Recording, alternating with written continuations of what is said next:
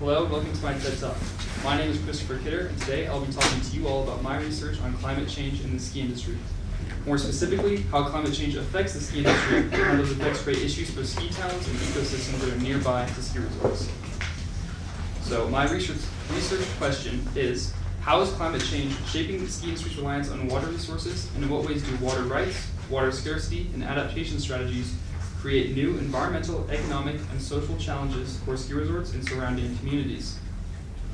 It is widely known that our planet is warming, and that rising temperatures are having impacts on our climate, and I'm sure that many of us are seeing and experiencing these impacts firsthand with a winter like what we've had this year. Now I have a question for the audience. By how many days do you all think the average ski season will be shorter by in 2050? 50 days. 50 days? 60 days. You wrote it in your thesis on here. Yeah, I can't remember either. He just thinks of this. I'm gonna say 25? 25? Anybody else want to guess? 17 days. 70. 10 days. 30. 10 days? 30? Okay. Well, actually, in just a few decades, winter seasons are expected to shorten by around 60 days. Currently, in southwest Colorado, the average winter season is around 90 days long, so this means a 66% decrease in the length of our winter seasons in just a few decades. This will have detrimental impacts not only on recreational winter sports, but also countless ecosystems and communities. I've been skiing for as long as I can remember, since I was around 2 years old, something like that.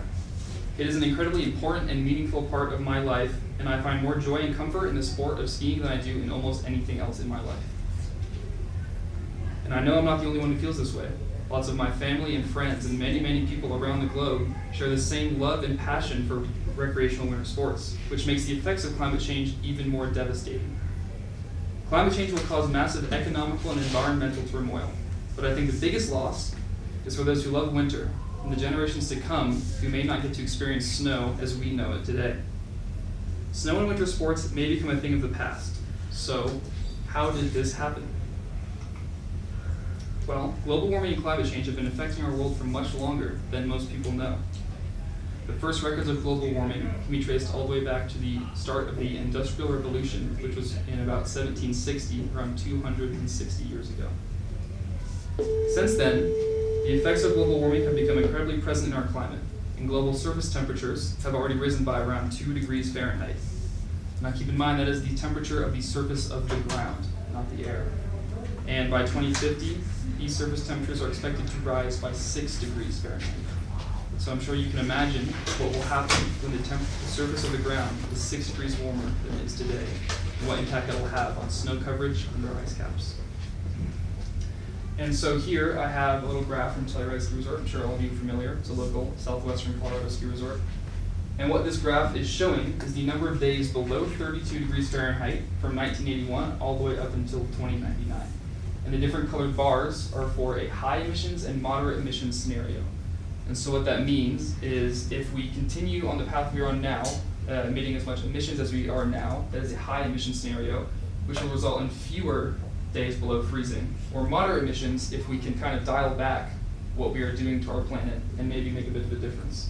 But either way, it is still a very steady decline, so we are getting warmer. And here I have a short video clip to play you all from a real TED Talk about this topic. Change, this changing landscape. This is what we looked at for a historical area of snow cover, 30 days or more, so at least a month of continuous snow cover. This is what it looked like from 1960 to 1990 on average. Right, fall into West Virginia. My parents actually started to ski in West Virginia. They've actually seen quite a decline in their ski reservation in recent years. New Hampshire, the entire state can see at least a month of continuous snow cover. We can use climate models to project into the future what that's going to look like, and it's not very pleasant. If we continue to burn fossil fuels and add carbon dioxide to the atmosphere at the same pace we've been doing it, this is what we can expect. Yeah, so most of my presentation is focused on the western US, specifically southwest Colorado, but as I'm sure you all saw, that was a map of the northeastern US, which is also a very popular skiing place for skiing. My dad grew up there, we learned how to ski there. And this year, they got more snow than most places in Colorado. And it's also a generally colder and wetter climate than we have here. So to see their average snow coverage decline by that much in just a few decades is really an issue. Climate change is having and will continue to have many negative effects on ski resorts and the ski industry, mainly causing ski resorts to see less natural snowfall, which creates economic and social challenges around water, energy, as well as less desirable skiing conditions. This leads to increased operational costs and a decrease in ski tourism and skier visits. Combine these two issues and account for growth in both of them, and it's easy to see why the ski industry will no longer be sustainable in just a few decades. Of these issues, one of the most pressing and currently threatening is the massive water consumption from the ski industry. Most experts and professionals in snow and climate science agree that the ski industry will no longer be sustainable by 2050 due to global warming. Ski resorts use an average of 4.5 billion liters of water every season in order to keep up their resort operations. That's 438 followed by 8 zeros, or about 11.5 billion gallons of water. This is enough water to fill 17,500 Olympic-sized swimming pools, or, according to the US Environmental Protection Agency, it's also enough water to support one average US household for 105,000 years. It is estimated that there are about 6,130 ski resorts across the world, and although not every single one of them uses this much water, it still puts into perspective the massive, enormous water consumption from the ski industry every single year.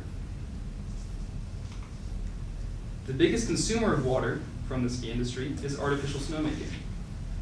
In an article on the ski industry's contribution to drought, author Thomas Piper says that snowpack in the US West has decreased by about 20% in the past century, making man-made snow more vital each year to opening ski resorts and fueling ski towns as they head into an uncertain future. The senior vice president of sustainability at Aspen Skiing Company describes snowmaking as a necessary evil. He says that they would rather not make snow, but the regional economies of Aspen, as well as the regional economies of all ski towns, require the resorts to open.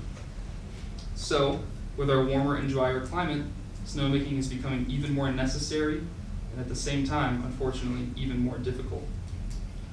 Although snowmaking is vital to sustaining resorts in the economies of ski towns, the drawbacks and disadvantages of it are extreme, and they will only continue to grow as natural snowfall declines. Based on an analysis of ski resorts in Colorado, it has been found that about 1.5 billion gallons of water are diverted by ski resorts per year in the state of Colorado. The same analysis found that only about 80% of that water is returned to the watersheds it was taken from. This means there is a 20% loss every year of the original amount taken, which is somewhere around 300 million gallons of water lost every single year just in the state of Colorado. The spring melt-off of this man-made snow also has negative impacts on the environment. Artificial snow is denser, so it takes longer to melt, resulting in a much later runoff. This can affect stream flows, potentially even animals and fish that rely on these stream flows. There are a lot of fish that take their cues for things like when to spawn or when to do certain things in their life based on how these flows are going up or down. So we're changing these natural cues for these organisms. This leads to issues because many important watersheds that support large communities rely on snowmelt for one of their main sources of water. Even if the same amount of precipitation happens throughout the season, so the same amount of water falls from the sky, but it's as rain, this is still damaging because these watersheds require the late spring snow runoff to keep up their water supply. This can also affect ecosystems that rely on snowpack. For example, salmon require cold water from snowmelt to keep the water temperature sustainable for their reproduction. Another large issue this poses is the future of ski towns. Almost all ski resorts have nearby towns and communities that rely on winter recreation and these resorts for their economy. As ski resorts fall, so do these towns. This will create large-scale job loss and render many without a place to work or potentially even live.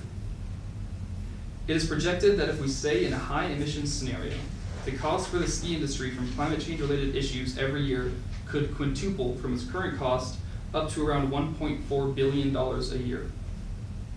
The impacts of global warming have and will continue to have detrimental impacts on our climate, but the impacts on our world economically will be equally as important and harmful. The projected climate impacts would also cause the fall of multiple billion-dollar industries that support these towns and communities. This would essentially bankrupt and destroy thousands of these communities across the globe, and they all rely on ski resorts and ski tourism for their economy. Some ski resorts are making strides to be more environmentally friendly and efficient. Vail Resorts is among these, although they don't have the best reputation across the ski industry. They have decided to become more environmentally aware and try to cut down on their emissions, water, and energy use. In 2022, they made a $3.6 million investment into sustainability efforts. The biggest of these efforts was directed at making its snowmaking operations more efficient. They have invested in new energy-saving snow guns that are much more streamlined. They can make the same amount of snow as the previous guns in around a third of the time, which results in huge energy savings. The guns are also able to detect and regulate themselves so that they will automatically shut off if the weather becomes too warm so as to not waste excess water. Ski resorts are also beginning to implement more renewable energy to power their resort operations, such as artificial snowmaking. This has resulted in an emissions reduction of around 242,500 tons of greenhouse gases that are released into our atmosphere. Conservation efforts for ski resorts to be more aware of their environmental impacts and cut down on excess emissions are also being encouraged, which has resulted in an additional greenhouse gas cut of around 129,300 tons. This emissions reduction is a very good sign, and it's important that ski industries are recognizing their impact on the environment and want to do something about it. However, unfortunately, despite this, the efforts that are being made are unfortunately not nearly enough to fix or remedy our issue. Climate change will still continue to grow and negatively affect ski resorts and communities in all the same ways. So, what should we do? In a quote from Mr. Schindler of the Aspen Skiing Company, he argues that the industry has historically responded to climate change by saying, we're going to clean up our operations, we're going to do good snowmaking, and we're going to cut our carbon footprint. That's awesome and noble and moral and good business, but it is not a solution to a global problem. So, what should we do? The public, people like us, need to stay educated and involved in our climate. We need to make small efforts every day to support our planet and those trying to protect our environment. Whether that be donations, a vote on certain bills or propositions, or even just taking shorter showers. The only way to fix climate change is if everyone pitches in. Not everyone has to be a climate activist, but at the very least, we should all be educated enough to understand what's happening to our world and be able to see the signs. NSAA spokeswoman Adrienne Saya Isaac says that if there's going to be a future in outdoor recreation, or a future for humanity in general, we're going to need every kind of solution we can find. We've got to effect change now. Climate change and global warming are issues that affect much more than just outdoor recreation. Climate change is a huge threat to humanity and the livelihood of everyone across the planet. A change is necessary to save the ski industry, but an even bigger change is necessary to save our world.